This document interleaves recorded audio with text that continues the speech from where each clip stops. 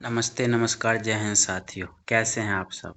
आशा करते हैं आप लोग अच्छे से होंगे और आप लोगों की पढ़ाई भी अच्छे से चल रही होगी। जैसा कि आप सब जानते हैं, जीनियस क्रिएटर एकेडमी पर इधर-उधर की बातें नहीं होती है, बस पढ़ाई होती है, ताकि आपको आपकी मंजिल तक पहुंचाया जा सके।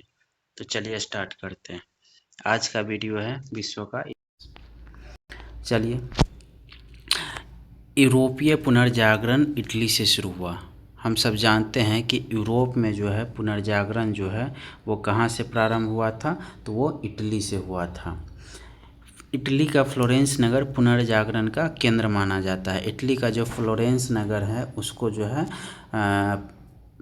पुनर्जागरण का केंद्र माना जाता है। पुनर्जागरण का मुख्य लक्षण तार्किकवाद एवं मानववाद था। इसका लक्ष्य क्या था? मुख्य लक्षण तार्किकवाद और मानववाद था। पुनर्जागरण का बौद्धिक अर्थ आंदोलन है। पुनर्जागरण का बौद्धिक अर्थ की अगर हम बात करते हैं तो इसका अर्थ हो जाता है आंदोलन। धर्म सुधार आंदोलन 16वीं सदी में शुरू हुआ था। धर्म सुधार आंदोलन की अगर हम बात करते हैं तो ये 16वीं सदी में शुरू हुआ था। धर्म सुधार आंदोलन के जनक मार्टिन लूथर किंग जर्मनी के थे, इनको कहा जाता है। धर्म सुधार आंदोलन जो था उनके जनक जो है मार्टिन लूथर को कहा जाता है, ये जर्मनी के थे। अमेरिका के मूल निवासियों को रेड इंडियन कहा जाता है। अमेरिका के जो मूल निवासी हैं उनको क्या कहा जाता है? उनको जो है रेड इंडियन कहा जाता है। उसके बाद है अमेरिकी स्वतंत्रता संग्राम का तात्कालीन कारण जो था वो बोस्टन की चाय पार्टी थी। बोस्टन की चाय पार्टी जो थी वो अमेरिकी स्वतंत्रता संग्राम का तात्कालीन कारण था। ठीक है। बोस्टन की चाय पार्टी का जो नेता था या नायक था वो सैमुअल एडम्स था। इन्हीं की अगुवाई में जो है बोस्टन की चाय पार्टी की घटना हुई थी। नेक्स्ट है अमेरिकी स्वतंत्रता संग्राम के समय ब्रिटिश सेनापति कौन थे? तो ये थे लॉर्ड कॉर्नवालिस। जब अमेरिकी स्वतंत्रता संग्राम चल रहा था तो अपना आत्मसमर्पण कर दिया था लॉर्ड कॉर्नवालिस ने। अपना आत्मसमर्पण कौन सेनापति कर दिया था? तो ब्रिटिश सेनापति लॉर्ड कॉर्नवालिस ने। अमेरिकी स्वतंत्रता संग्राम का मुख्य नेता कौन थे? तो जॉर्ज वाशिंगटन थे। अमेरिकी स्वतंत्रता संग्राम का मुख्य नेता जॉर्ज वाशिंगटन थे, जो बाद में चलकर अमेरिका के राष्ट्रपति भी बने थे। यहाँ दिया हुआ भी है, जॉर्ज वाशिंगटन अमेरिका के प्रथम राष्ट्रपति बने थे। अमेरिका ने जुलाई 1776 ईस्वी में पूर्ण स्वतंत्रता की घोषणा की थी। अमेरिका जो है अपने आप को जुलाई 1776 ईस्वी में पूर्ण स्वतंत्रता की घोषणा करता है। अमेरिका ने दास व्यापार पर 1808 ईस्वी में प्रतिबंध लगाया था। अमेरिका ने दास व्यापार पर कब प्रतिबंध लगाया था? तो ये लगाया था 1808 ईस्वी में। हालांकि पूर्ण रूप से जो है अमेरिका जो है दास प्रथा का उन्मूलन अब्राहम लिंकन की अध्यक्षता में जो है 1863 ईस्वी में करता है। मतलब पूर्ण रूप से दास प्रथा का उन्मूलन अब्राहम लिंकन ने 1863 ईस्वी में किया। अमेरिकी राष्ट्रपति के निवास स्थल को व्हाइट हाउस कहा जाता है। जो अमेरिकी राष्ट्रपति हैं उनके निवास स्थान को क्या कहा जाता है? व्हाइट हाउस कहा जाता है। उसके बाद है फ्रांसीसी क्रांति से पूर्व फ्रांस में कैसी व्यवस्था थी? तो फ्रांस में जो थी वो सामंती व्यवस्था थी। फ्रांस में फ्रांसीसी क्रांति से पूर्व सामंती व्यवस्था थी। उसके बाद है कि फ्रांस की राज्य क्रांति जो है लुई 16वां के शासनकाल में 1789 ईस्वी में हुई थी। 1789 ईस्वी में हुई थी लुई 16वां के शासनकाल में। ठीक है। उसके बाद है कि फ्रांसीसी क्रांति का नारा समानता, स्वतंत्रता एवं बंधुत्व था। जो फ्रांसीसी क्रांति हुई थी उसका नारा था समानता, स्वतंत्रता और बंधुत्व। फ्रांसीसी क्रांति में वाल्टेयर, रूसो और मॉन्टेस्क्यू जैसे दार्शनिकों का योगदान था। जो फ्रांसीसी क्रांति हुई थी उसमें वाल्टेयर, रूसो और मॉन्टेस्क्यू का योगदान अहम था। नेपोलियन जो है 1804 ईस्वी में फ्रांस का सम्राट बनता है। नेपोलियन फ्रांस का सम्राट कब बनता है? तो 1804 ईस्वी में बनता है। सर्वप्रथम राष्ट्रवाद फ्रांस में विकसित हुआ था और ये हुआ था नेपोलियन बोनापार्ट के द्वारा। सबसे पहले फ्रांस में जो है राष्ट्रवाद विकसित हुआ था नेपोलियन बोनापार्ट के द्वारा। आधुनिक फ्रांस का निर्माता नेपोलियन बोनापार्ट को कहा जाता है। आधुनिक फ्रांस का निर्माता जो है वो नेपोलियन बोनापार्ट को कहा जाता है। वाटरलू का युद्ध नेपोलियन और मित्र राष्ट्रों के बीच में जून 1815 ईस्वी में हुआ था। जून 1815 ईस्वी में हुआ था। आधुनिक वाटरलू का युद्ध नेपोलियन और मित्र राष्ट्रों के बीच में जून 1815 ईस्वी में हुआ था। उसके बाद है नेपोलियन को कैद कर सेंट हेलेना द्वीप पर भेज दिया गया था। कहाँ भेज दिया गया था? सेंट हेलेना द्वीप पर। ये जो वाटरलू का युद्ध नेपोलियन और मित्र राष्ट्रों के बीच हुई थी जून 1815 ईस्वी में, उसके बाद नेपोलियन को कैद करके सेंट हेलेना द्वीप पर भेज दिया गया था। नेपोलियन के पतन का कारण जो है रूस पर आक्रमण करना था। कहा जाता है कि नेपोलियन ने रूस पर आक्रमण किया था, उसके बाद इसका पतन शुरू हो गया था। इटली राष्ट्र का जन्म जो है 1860 ईस्वी में माना जाता है।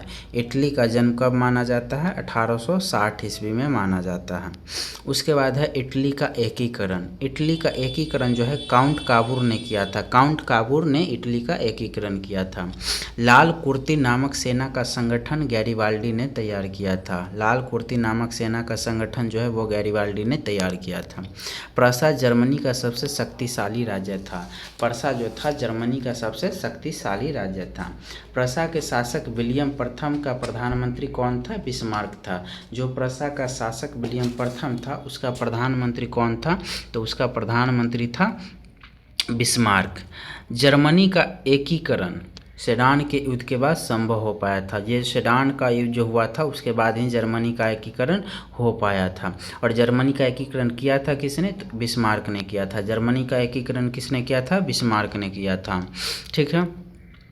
उसके बाद है सर्वप्रथम औद्योगिक क्रांति कहाँ शुरू हुई थी? तो ये इंग्लैंड में हुई थी। सबसे पहले औद्योगिक क्रांति की शुरुआत कहाँ हुई थी? इंग्लैंड में हुई थी।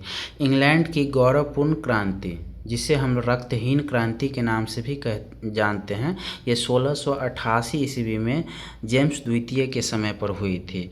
यानी इंग्लैंड की जो महत्वपूर्ण गौरवपूर्ण क्रांति थी, रक्तहीन क्रांति के नाम से भी जिसे हम जानते हैं, वो हुआ था जेम्स द्वितीय के समय में हुआ था। अब है सप्तवर्षीय युद्ध। इंग्लैंड और फ्रांस के बीच में हुआ था। सप्तवर्षीय यानी कि 7 साल तक ये युद्ध इंग्लैंड और फ्रांस के बीच में हुआ था। 7 साल तक, जिसे हम सप्तवर्षीय युद्ध के नाम से जानते हैं। उसके बाद गुलाबों का युद्ध, ये इंग्लैंड में हुआ था। गुलाबों का युद्ध जो हुआ था वो कहाँ हुआ था? इंग्लैंड में हुआ था। उसके बाद है कि मैग्ना कार्टा सर्वसाधारण के अधिकारों का घोषणा पत्र था। मैग्ना कार्टा जो था वो सर्वसाधारण के अधिकारों का घोषणा पत्र था। उसके बाद है कि प्रथम विश्व युद्ध 28 जुलाई 1914 को शुरू हुआ था। प्रथम विश्व युद्ध जो 1914 में शुरू हुआ था वो कब शुरू हुआ था? 28 जुलाई को। ठीक है। प्रथम विश्व युद्ध का तात्कालीन कारण जो था वो सराजेवो हत्याकांड था। जो सराजेवो था उसकी हत्याकांड जो है प्रथम विश्व युद्ध का तात्कालीन कारण बना था। प्रथम विश्व युद्ध में 37 देशों ने भाग लिया था। प्रथम विश्व युद्ध जो 1914 में शुरू हुआ था 28 जुलाई को, उसमें 37 देशों ने भाग लिया था। धोड़ी राष्ट्रों का नेतृत्व जो था वो जर्मनी ने किया था। धोड़ी राष्ट्रों का नेतृत्व कौन किया था? जर्मनी ने किया था। प्रथम विश्व युद्ध जो 28 जुलाई 1914 को शुरू हुआ था, ये 11 नवंबर 1918 को समाप्त हुआ। प्रथम विश्व युद्ध 11 नवंबर 1918 को समाप्त होता है। ठीक है। उसके बाद है पेरिस शांति सम्मेलन 18 जून 1919 ईस्वी को हुआ था। पेरिस शांति सम्मेलन जो था वो 18 जून 1919 ईस्वी को होता है। प्रथम विश्व युद्ध में सर्वाधिक हानि जो हुई थी वो जर्मनी की हुई थी। प्रथम विश्व युद्ध के बाद राष्ट्र संघ नामक 1924 में अंतर्राष्ट्रीय संगठन की स्थापना होती है। आधुनिक तुर्की का निर्माता मुस्तफ़ा कमाल पाशा को कहा जाता है। आधुनिक तुर्की का निर्माता मुस्तफ़ा कमाल पाशा को कहा जाता है। तुर्की 23 अक्टूबर 1923 को गणतंत्र हुआ था। तुर्की कब गणतंत्र हुआ था? तो 23 अक्टूबर 1923 ईस्वी को गणतंत्र हुआ था। तुर्की गणतंत्र का प्रथम राष्ट्रपति मुस्तफ़ा कमाल पाशा बने थे। तुर्की जो गणतंत्र हुआ था 23 अक्टूबर 1923 ईस्वी को, उसके बाद वहाँ राष्ट्रपति कौन बने थे? तो मुस्तफ़ा कमाल पाशा बने थे। इसीलिए इनको जो है आधुनिक तुर्की का निर्माता कहा जाता है। ठीक है।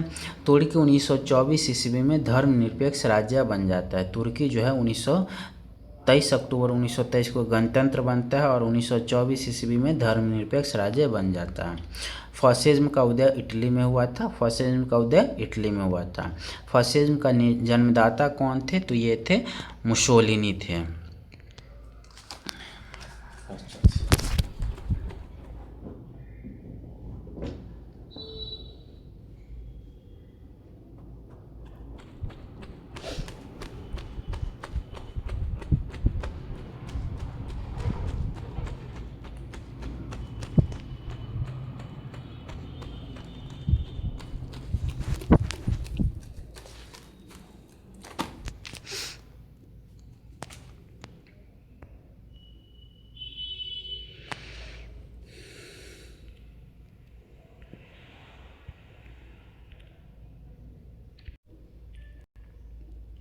उसके बाद है फांसी दल के स्वयंसेवक काली कमीज पोशाक पहनते थे। काली कमीज वाली पोशाक पहनते थे। फांसी दल के जो स्वयंसेवक थे वो काली कमीज वाली पोशाक पहनते थे।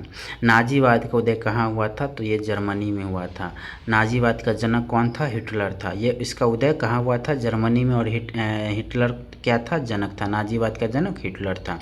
हिटलर ने नाजी दल की स्थापना 1920 ईस्वी में की थी। आपको ध्यान रखना है कि हिटलर ने नाजीवाद की स्थापना कब की थी? तो 1920 ईस्वी में की थी। हिटलर जो था 1933 ईस्वी में जर्मनी का प्रधानमंत्री बनता है। हिटलर जो है 1933 ईस्वी में जर्मनी का प्रधानमंत्री बना। एक राष्ट्र एक नेता का नारा किसने दिया था? तो ये हिटलर ने ही दिया था। एक राष्ट्र एक नेता का नारा कौन दिया था? हिटलर ने दिया था।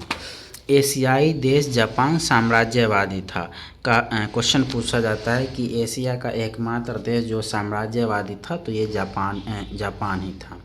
हिटलर ने 30 अप्रैल 1945 ईस्वी को आत्महत्या कर ली। हिटलर ने 30 अप्रैल 1945 को क्या कर ली? आत्महत्या कर ली। जापान ने पहला आक्रमण चीन के विरुद्ध किया था। जापान का पहला आक्रमण किसके विरुद्ध था? तो चीन के विरुद्ध था। अमेरिका ने जापान पर अणु बम का प्रयोग 6 अगस्त 1945 को किया था। ठीक है, अमेरिका ने जापान पर अणु बम का प्रयोग 6 अगस्त 1945 को हिरोशिमा पर किया था। हिरोशिमा पर 6 अगस्त 1945 को अमेरिका ने अणु बम का प्रयोग किया था। द्वितीय विश्व युद्ध 1 सितंबर 1939 को शुरू हुआ था। द्वितीय विश्व युद्ध कब शुरू हुआ था? 1 सितंबर 1939 ईस्वी को, जिसमें 61 देशों ने भाग लिया था। प्रथम विश्व युद्ध में कितने देशों ने भाग लिया था? 37 देशों ने। और द्वितीय विश्व युद्ध में कितने देशों ने भाग लिया? तो 61 देशों ने भाग लिया। पेट्रोव को मानववाद का संस्थापक कहा जाता है। मानववाद का संस्थापक किसे माना जाता है? तो पेट्रोव को माना जाता है। पेट्रोव जो था वो इटली का निवासी था। पेट्रोव कहाँ का निवासी था? इटली का निवासी था। ठीक है, उसके बाद है इटालियन गद्य का जनक कहानीकार बोकेशियो को माना जाता है। इटालियन गद्य का जो कहानीकार है उसको बोकेशियो को माना जाता है। उसके बाद है आधुनिक विश्व का प्रथम राजनीतिक चिंतक फ्लोरेंस निवासी मैकियावेली को कहा जाता है। आधुनिक विश्व का प्रथम राजनीतिक चिंतक जो है वो माना जाता है मैकियावेली को माना जाता है। ये कहाँ के निवासी थे? तो ये इटली के ही फ्लोरेंस के निवासी थे। उसके बाद है आधुनिक राजनीतिक दर्शन का जनक किसे कहा जाता है? तो ये कहा जाता है मैकियावेली को। आधुनिक राजनीतिक दर्शन का जनक किसे कहा जाता है? तो ये कहा जाता है मैकियावेली को। ठीक है, उसके बाद है अमेरिका की खोज। अमेरिका की खोज क्रिस्टोफर कोलंबस ने किया था। अमेरिका की खोज किसने किया था? क्रिस्टोफर कोलंबस ने किया था। एक व्यक्ति थे इटली के अमेरिगो वेस्पूसी। अमेरिगो वेस्पूसी, इन्हीं के नाम पर अमेरिका का नाम क्या पड़ता है? अमेरिका पड़ता है। ये इटली के निवासी थे अमेरिगो वेस्पूसी। इनके नाम पर अमेरिका का नाम अमेरिका पड़ता है। संसार में सबसे पहले जो है लिखित संविधान संयुक्त राज्य अमेरिका ने लागू किया था 1789 ईस्वी में। क्वेश्चन आता है कि संसार में सबसे पहला लिखित संविधान किस देश का है? तो यह है अमेरिका का है। कब लागू हुआ था? 1789 ईस्वी में लागू हुआ था। 1771 ईस्वी में उपनिवेशी सेना के सम्मुख आत्मसमर्पण करने वाला ब्रिटेन का सेनापति कौन था? तो लॉर्ड कॉर्नवालिस था। ये पहले भी बता दिए हैं कि 81 ईस्वी में उपनिवेशी सेना के सम्मुख यानी कि अमेरिका के सम्मुख आत्मसमर्पण करने वाला ब्रिटेन का सेनापति कौन था? लॉर्ड कॉर्नवालिस था। अमेरिका विश्व का पहला देश था जिसने मनुष्यों की समानता तथा उसके मौलिक अधिकारों की घोषणा की थी। मैं ही राज्य हूँ और मेरे शब्द ही कानून हैं। ये किसका कथन था? तो ये था लुई 14वां का। इन्होंने कहा था, लुई 14वां ने, कि मैं ही राज्य हूँ और मेरे शब्द ही क्या हैं? कानून हैं। लुई 16वां 1774 ईस्वी में फ्रांस की गद्दी पर बैठता है। ये याद रखेंगे कि लुई 16वां जो है 1774 ईस्वी में जो है फ्रांस की गद्दी पर बैठा था। लुई 16वां की पत्नी मैरी एंतवानेट ऑस्ट्रिया की राजकुमारी थी। लुई 16वां की जो पत्नी थी वो ऑस्ट्रिया की राजकुमारी मैरी एंतवानेट थी। लुई 16वां को जो है देशद्रोह के अपराध में फांसी दे दी गई थी। हालांकि फांसी इनकी पत्नी के साथ इनकी भी दी गई थी। यानी लुई 16वां और इनकी पत्नी मैरी एंतवानेट दोनों की जो है देशद्रोह के अपराध में फांसी दे दी गई थी। फ्रांसीसी क्रांति में वोल्टेयर, मोंटेस्क्यू एवं रूसो का सर्वाधिक योगदान है। जो फ्रांसीसी क्रांति हुई थी उसमें वोल्टेयर, मोंटेस्क्यू एवं रूसो का योगदान सर्वाधिक है। वोल्टेयर जो था वो चर्च का विरोधी था। वोल्टेयर जो था वो चर्च का विरोधी है। इसने ही कहा था कि 100 चूहों की अपेक्षा एक सिंह का शासन उत्तम है। वोल्टेयर ने कहा था कि 100 चूहों की अपेक्षा एक सिंह का शासन उत्तम है। ये जो थे वो चर्च के विरोधी थे। रूसो फ्रांस में प्रजातंत्रात्मक शासन व्यवस्था का समर्थक थे। रूसो जो थे वो फ्रांस में प्रजातंत्रात्मक शासन व्यवस्था के समर्थक थे। स्टेटस जनरल के अधिवेशन की शुरुआत जो है वो 5 मई 1789 ईस्वी में हुई थी। स्टेटस जनरल के अधिवेशन की शुरुआत कब हुई थी? तो ये हुई थी 5 मई 1789 ईस्वी को। माप तौल की दशमलव प्रणाली किसकी देन है? तो ये देन है फ्रांस की। माप तौल की दशमलव प्रणाली किस देश की देन है? तो यह है फ्रांस की देन। सांस्कृतिक राष्ट्रीयता का जनक हर्डर को कहा जाता है। ये जो सांस्कृतिक राष्ट्रीयता है उसका जनक कौन थे? तो हर्डर थे। जर्मनी के आर्थिक राष्ट्रवाद का पिता फ्रेडरिक लिस्ट को माना जाता है। जर्मनी के आर्थिक राष्ट्रवाद का पिता किनको माना जाता है? तो ये माना जाता है फ्रेडरिक लिस्ट को माना जाता है। जर्मनी राष्ट्रीय सभा को डायट के नाम से जाना जाता था। यह फ्रैंकफर्ट में होती थी। यह जो जर्मनी राष्ट्रीय सभा उसको जो है डायट के नाम से जाना जाता था और यह फ्रैंकफर्ट में होता था। 1815 ईस्वी से 1850 ईस्वी के बीच जर्मन साम्राज्य पर किसका आधिपत्य था? ऑस्ट्रिया का आधिपत्य था। कब से कब तक? 1815 ईस्वी से 1850 ईस्वी के बीच में ऑस्ट्रिया का आधिपत्य था। उसके बाद है कि एकीकृत जर्मन राष्ट्र के निर्माण में राके, बोमर, लसर इत्यादि दार्शनिकों ने महत्वपूर्ण भूमिका निभाई थी। आपको ये ध्यान रखना है कि जर्मनी का एकीकरण जब हो रहा था तो उसमें राके, बोमर और लसर इत्यादि दार्शनिकों ने महत्वपूर्ण भूमिका निभाई थी। फ्रैंकफर्ट संविधान सभा का गठन कब हुआ था? तो ये हुआ था 1848 ईस्वी में। विलियम प्रथम के शासनकाल में प्रशा का रक्षा मंत्री कौन बना था? तो ये बना था वान रून एवं प्रशा का सेनापति कौन थे? वान माल्टेक। विलियम प्रथम के शासनकाल में प्रशा का रक्षा मंत्री था वान रून और प्रशा का सेनापति था वान माल्टेक। ठीक है। उसके बाद है 23 सितंबर 1862 ईस्वी को बिस्मार्क जो है प्रशा का चांसलर बनता है। 23 सितंबर 1862 ईस्वी को बिस्मार्क प्रशा का चांसलर बनता है। बिस्मार्क का जन्म ध्यान रखना है 1 अप्रैल 1815 ईस्वी को हुआ था ब्रेडनबर्ग में बिस्मार्क का जन्म जो है 1 अप्रैल 1815 ईस्वी में हुआ था। विलियम प्रथम ने बिस्मार्क को बाजीगर कहा था। किसने कहा था? विलियम प्रथम ने। किसको? बिस्मार्क को क्या कहा था? बाजीगर कहा था। सराजेवो के युद्ध में 1866 ईस्वी में ऑस्ट्रिया ने प्रशा के आगे आत्मसमर्पण कर दिया। यानी जो आधिपत्य इनका था 1815 ईस्वी से 1850 ईस्वी तक जो जर्मन साम्राज्य पर ऑस्ट्रिया का आधिपत्य था वो अब खत्म हो चुका था और ये जो है ऑस्ट्रिया जो है वो आत्मसमर्पण कर दिया था। सराजेवो के युद्ध में 1866 ईस्वी में प्रशा के आगे आत्मसमर्पण कर दिया था ऑस्ट्रिया ने। 23 अगस्त 1866 ईस्वी के प्राग संधि के तहत ऑस्ट्रिया जो है वो अब क्या हो गया था, जर्मन संघ में शामिल हो गया था। 23 अगस्त 1866 ईस्वी के प्राग संधि के तहत युद्ध हुआ था, वो हुआ था सराजेवो का युद्ध, और संधि हुई थी वो हुआ था प्राग संधि। इसके तहत ऑस्ट्रिया जो है अब किसका हिस्सा हो गया था, जर्मन संघ का हिस्सा हो गया था। फ्रांस और प्रसा के बीच में सेडॉन का युद्ध हुआ था 15 जुलाई 1870 ईस्वी को। 15 जुलाई 1870 ईस्वी को फ्रांस और प्रसा के बीच में सेडॉन का युद्ध हुआ था, ध्यान रखना।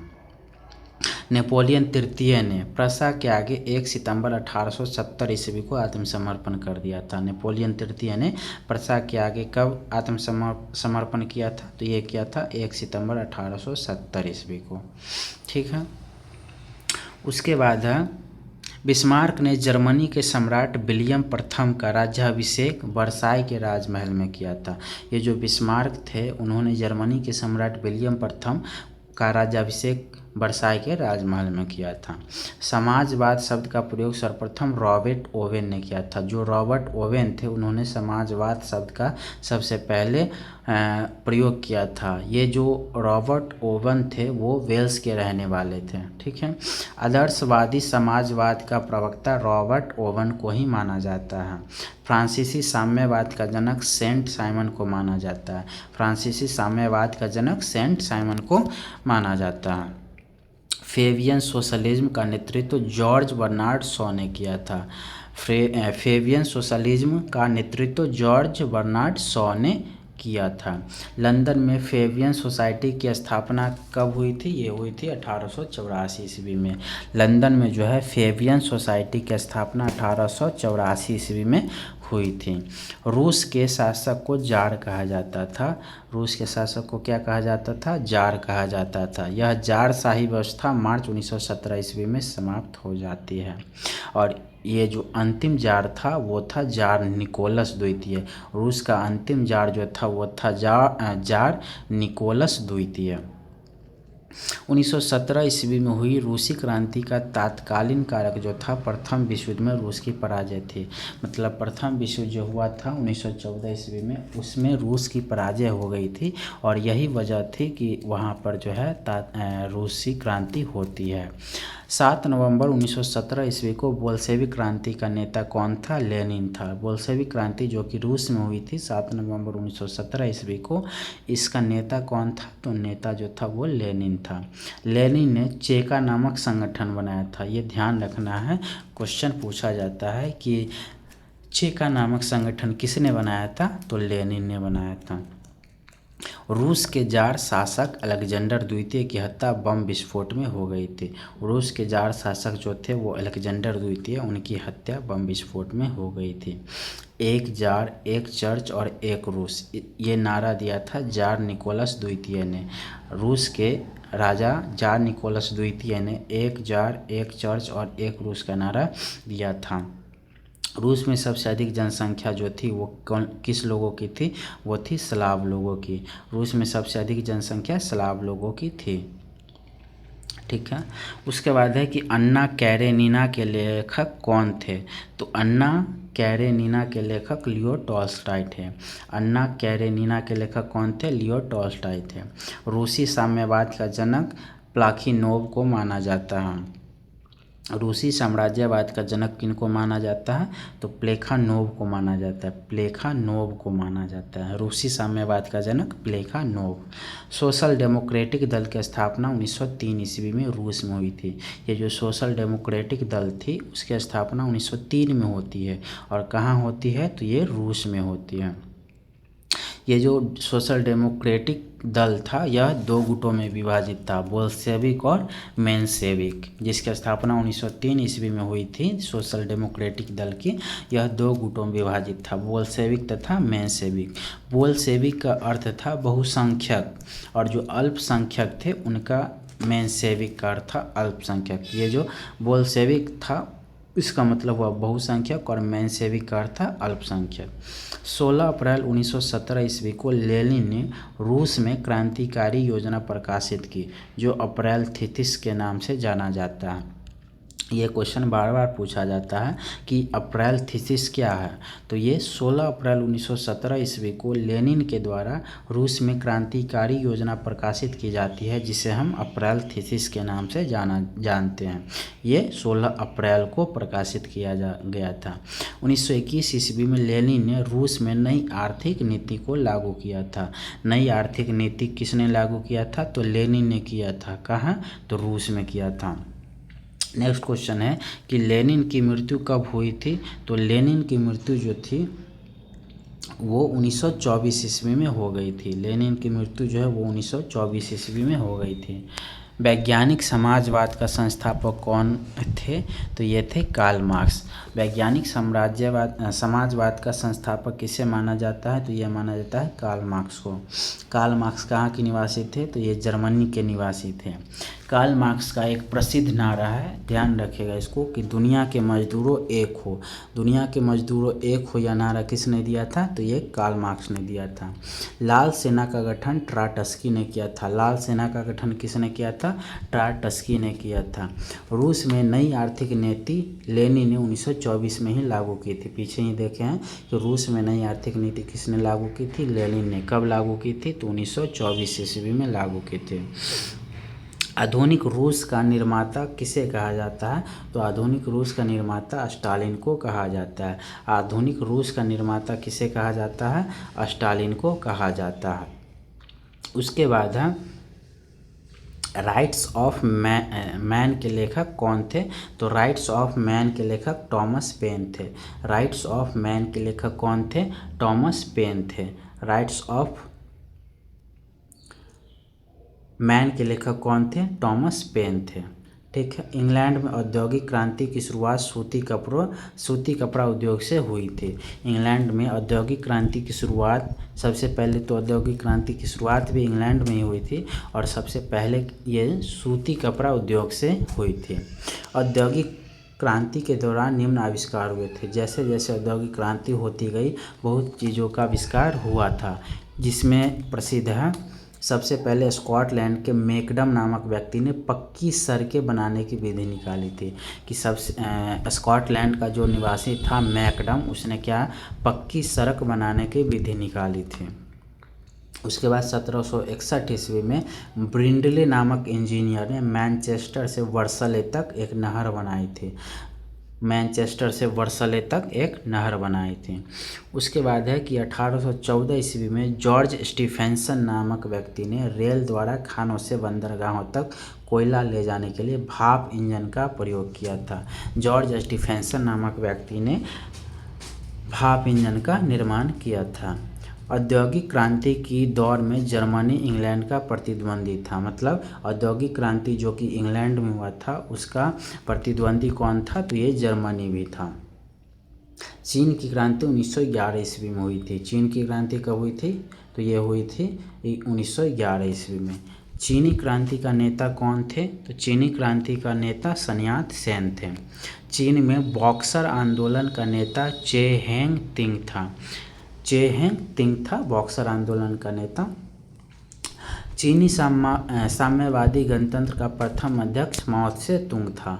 चीनी साम्यवादी गणतंत्र का प्रथम अध्यक्ष माओ त्से तुंग था। डॉक्टर सन्यात सेन को चीन का राष्ट्रपिता कहा जाता है। चीन का राष्ट्रपिता किसे कहा जाता है? तो डॉक्टर सन्यात सेन को। सन्यात सेन की मृत्यु जो है 1925 ईस्वी में हो गई थी। डॉक्टर सन्यात सेन जिनकी मृत्यु 1925 ईस्वी में हो गई थी। इनके बाद जो है चियांग काई शेक 1926 ईस्वी में कुओमिन्तांग पार्टी का नेतृत्व संभाला था। कुओमिन्तांग पार्टी का नेतृत्व किसने संभाला था? तो डॉक्टर सन्यात सेन की मृत्यु के बाद चियांग काई शेक ने। कब संभाला था? तो 1926 ईस्वी में संभाला था। 1927 ईस्वी में कुओमिन्तांग पार्टी से साम्यवादी लोग अलग हो गए थे। जो 1926 ईस्वी में कुओमिन्तांग पार्टी का नेतृत्व चियांग काई शेक ने संभाला था, उसमें 1927 ईस्वी में साम्यवादी लोग जो है अलग हो गए थे। चीन में गृह युद्ध 1928 ईस्वी में शुरू हो जाता है। चीन में जो है गृह युद्ध कब शुरू हो जाता है? तो ये हो जाता है 1928 ईस्वी में। 1925 ईस्वी में हुनान के विशाल किसान आंदोलन का नेतृत्व जो है वो माओ से तुंग ने किया था। 1925 ईस्वी में हुनान के विशाल किसान आंदोलन का नेतृत्व किसने किया था? माओ से तुंग ने किया था। माओ से तुंग का जन्म 1893 ईस्वी में हुनान में ही हुआ था। माओ से तुंग का जन्म 1893 ईस्वी में हुनान में ही हुआ था। चांग काई शेक ने केंद्रीय सरकार का सत्ता नानकिंग में संभाली थी। चांग काई शेक ने अपनी सरकार की स्थापना फार्मोसा में की थी। साम्यवादियों का दमन करने के लिए चांग काई शेक ने ब्लू शर्ट आतंकवादी दल का गठन किया था। ब्लू शर्ट आतंकवादी दल का गठन किसने किया था? तो चांग काई शेक ने किया था। क्यों किया था? तो साम्यवादियों का दमन करने के लिए किया था। माओ से तुंग के नेतृत्व में 1 अक्टूबर 1949 ईस्वी में जनवादी गणराज्य की स्थापना चीन में की गई थी। माओ से तुंग के नेतृत्व में 1 अक्टूबर 1949 ईस्वी को, ठीक है। उसके बाद है चीनी साम्यवादी गणतंत्र का प्रथम अध्यक्ष जो था वो माओ से तुंग ही बनता है। साम्यवादी गणतंत्र का प्रथम अध्यक्ष माओ से तुंग। चीनी जनवादी गणराज्य का प्रथम प्रधानमंत्री चाओ एन लाई बनते हैं। साम्यवादी गणतंत्र का प्रथम अध्यक्ष माओ से तुंग और जनवादी गणराज्य का प्रथम प्रधानमंत्री चाओ एन लाई बनते हैं। चीन के जनवादी गणराज्य की राजधानी कहाँ बनती है? हुनान में बनती है। खुले द्वार की नीति चीन में अपनाई गई थी। खुले द्वार की नीति चीन में अपनाई गई थी। चीन के द्वार खोलने का श्रेय किसे दिया जाता है? तो ये दिया जाता है ब्रिटेन को। चीन के द्वार खोलने का श्रेय ब्रिटेन को दिया जाता है। खुले द्वार की नीति का प्रतिपादक जॉन हे थे। ये ध्यान रखना है, क्वेश्चन आता है कि खुले द्वार की नीति का प्रतिपादक चीन में कौन थे? जॉन हे थे। उसके बाद है चीन की कम्युनिस्ट पार्टी की स्थापना 1921 ईस्वी में होती है। ध्यान रखना है कि कम्युनिस्ट पार्टी की स्थापना चीन में कब हुई थी? 1921 ईस्वी में हुई थी। 1863 ईस्वी में एक अमेरिकी नाविक पेरी ने बल प्रयोग कर जापान का द्वार अमेरिकी व्यापार के लिए खोला था। अमेरिकी व्यापार के लिए जापान का द्वार किसने खोला था? तो ये खोला था पेरी ने। अमेरिकी नाविक था जो जोर ज़बरदस्ती से जो है 1863 ईस्वी में अमेरिकी व्यापार के लिए जापान का द्वार खोल दिया था। जापान में आधुनिकीकरण की प्रक्रिया की शुरुआत मुत्सहितों के द्वारा की गई थी। जापान में आधुनिकीकरण की प्रक्रिया की शुरुआत मुत्सहितों ने की थी। उसके बाद है 1872 ईस्वी में जापान में सैनिक सेवा अनिवार्य कर दी गई थी। 1872 ईस्वी में सैनिक सेवा जो है जापान में अनिवार्य कर दी गई थी। उसके बाद है 1905 ईस्वी में जापान ने रूस को हराया था। जापान ने रूस को हराया था 1905 ईस्वी में। जापान रूस युद्ध की समाप्ति 5 सितंबर 1905 को पोर्ट्समाउथ की संधि के द्वारा हुई थी। ये जो जापान और रूस के बीच युद्ध हुआ था इसकी समाप्ति जो है 5 सितंबर 1905 को पोर्ट्समाउथ की संधि के द्वारा हुई थी। जापान ने 1931 ईस्वी में अपनी साम्राज्यवादी आकांक्षाओं की पूर्ति के लिए मंचूरिया पर आक्रमण किया। 20 मार्च 1933 ईस्वी को जापान ने राष्ट्र संघ की स्थापना त्याग दी। पीत आतंक से जापान को संबोधित किया जाता था। पीत आतंक से जापान को संबोधित किया जाता था। उसके बाद है द्वितीय विश्व युद्ध में जापान ने धूरी राष्ट्रों का साथ दिया था। प्रथम विश्व युद्ध जो हुआ था उसमें जापान ने मित्र राष्ट्रों का सहयोग दिया था, लेकिन द्वितीय विश्व युद्ध में जापान ने धूरी राष्ट्रों का साथ दिया था। द्वितीय विश्व युद्ध में 10 सितंबर 1945 ईस्वी को जापान ने आत्मसमर्पण कर दिया था। कब ये डेट ध्यान रखना है, 10 सितंबर 1945 ईस्वी को जापान ने आत्मसमर्पण कर दिया था। हिरोशिमा और नागासाकी पर अणु बम गिराए जाने के कारण जापान ने द्वितीय विश्व युद्ध से आत्मसमर्पण कर दिया था। द्वितीय विश्व युद्ध का तत्कालीन कारण जो था वो जर्मनी का पोलैंड पर आक्रमण करना था। द्वितीय विश्व युद्ध का तत्कालीन कारण जर्मनी का पोलैंड पर आक्रमण करना। म्यूनिख पैक्ट सितंबर 1938 में संपन्न हुआ था। यह जो म्यूनिख पैक्ट था वो सितंबर 1938 में संपन्न हुआ था। जर्मनी ने वर्साई की संधि का उल्लंघन 1935 ईस्वी में किया था।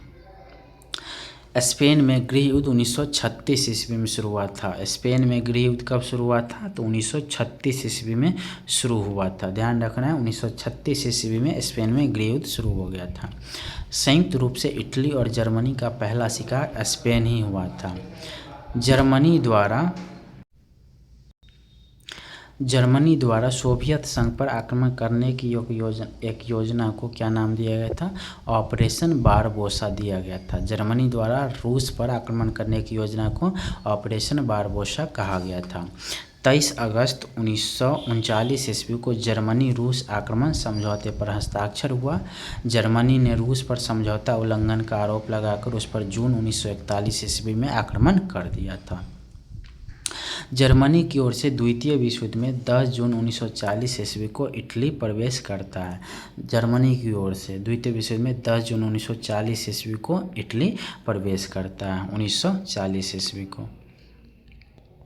उसके बाद है अमेरिका का द्वितीय विश्व युद्ध में प्रवेश 8 सितंबर 1941 ईस्वी को हुआ था।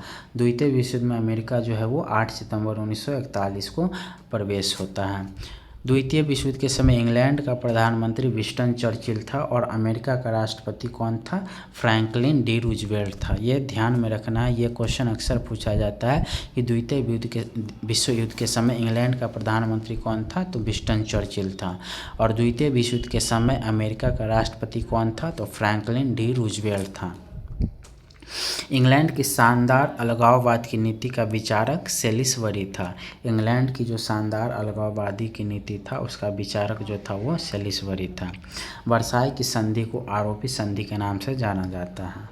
द्वितीय विश्व युद्ध में जर्मनी की पराजय का श्रेय रूस को दिया जाता है। जर्मनी जो हार गया था इसका श्रेय किसको दिया जाता है? रूस को दिया जाता है। द्वितीय विश्व युद्ध में मित्र राष्ट्रों द्वारा पराजित होने वाला सबसे अंतिम देश कौन था? तो ये था जापान। द्वितीय विश्व युद्ध में मित्र राष्ट्रों के द्वारा हारने वाला सबसे अंतिम देश जापान था। अमेरिका ने हिरोशिमा पर लिटिल बॉय तथा नागासाकी पर फैट मैन नामक एटम बम जो 100 मेगावाट का था वो गिराया था। डेट भी आपको याद रखना है कि जो हिरोशिमा पर लिटिल बॉय वो 6 अगस्त 1945 को गिराया गया था और नागासाकी पर जो फैट मैन गिराया गया था वो 9 अगस्त 1945 को गिराया गया था। 6 अगस्त और 9 अगस्त 1945। अंतर्राष्ट्रीय क्षेत्र में द्वितीय विश्व युद्ध का सबसे बड़ा योगदान क्या था? तो ये था संयुक्त राष्ट्र संघ की स्थापना। संयुक्त राष्ट्र संघ की स्थापना जो कि 1945 ईस्वी में होती है, ये द्वितीय विश्व युद्ध का सबसे बड़ा योगदान था। ठीक है दोस्तों, तो ये था आज का हमारा विश्व युद्ध का इतिहास, विश्व का इतिहास। चलिए मिलते हैं फिर किसी नेक्स्ट वीडियो में। तब तक के लिए ध्यान से पढ़िए, मन लगा के पढ़िए। Bye bye.